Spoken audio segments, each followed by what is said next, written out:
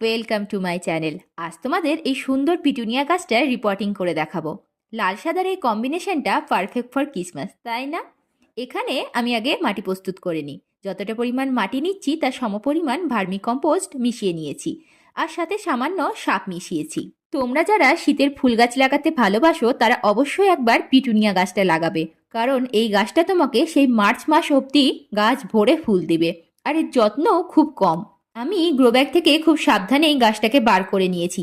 তোমরা কিন্তু এভাবে গ্রো ব্যাগ থেকে গাছটাকে বার করবে না, গ্রো ব্যাগটা কেটেই তারপরে গাছটাকে বার করবে। গাছের গোড়ার মাটিটাকে ঝরিয়ে নিয়ে তারপরে আমি গাছটাকে বসিয়েছি। তারপর আরও খানিকটা মাটি গাছের চারপাশে দিয়ে একটু হিউমিক অ্যাসিড গোলা জল গাছের গোড়ায় দিয়ে নিয়েছি। এখন আমি গাছটা থেকে কোনো রকম ফুল নিব না, তাই গাছে থাকা সমস্ত কলিগুলো আমি কেটে দিয়েছি। আর তোমাদের যদি এই ছোট্ট মিনি ব্লগটা ভালো লেগে থাকে তাহলে একটা লাইক করো এবং আমার চ্যানেলটাকে সাবস্ক্রাইব করে আমার পাশে থেকো। Thank you for watching.